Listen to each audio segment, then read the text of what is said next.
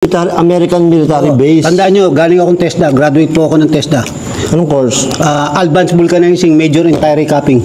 So, meron po bang multo dito? Is there any go Na Amerikano po? na American? Ayusin mo boy, Amerikano multo dito eh. Kaya nga, is there a ghost American? Tama. Ay, Yeah. ano? Ano? Only for you. Only for you. Only for you.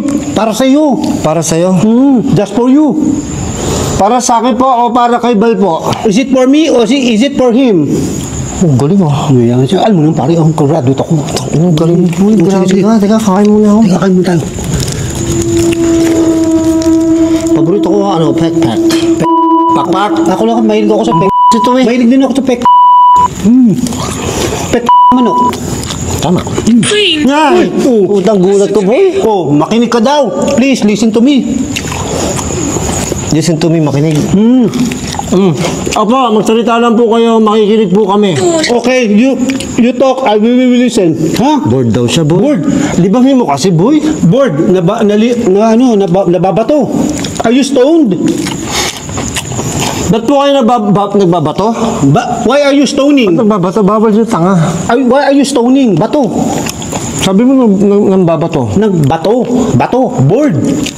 Stoned. Nababato, bored. Oh, bored. Oh, stoned. What do you mean? Oh, ano daw ibig sabihin? Kasi ang gulo mo, ipaliwanag mo na mabuti English. Because you're bored. We are not bored. Yun lang? No, yun lang. Ano ba? Bakit po kayo? Listen to me. Oh, makinig ka na naman. Opo, makikinig po kami. Oh, we're listening. Gusto niyo po ng chicharon? You like chicharon?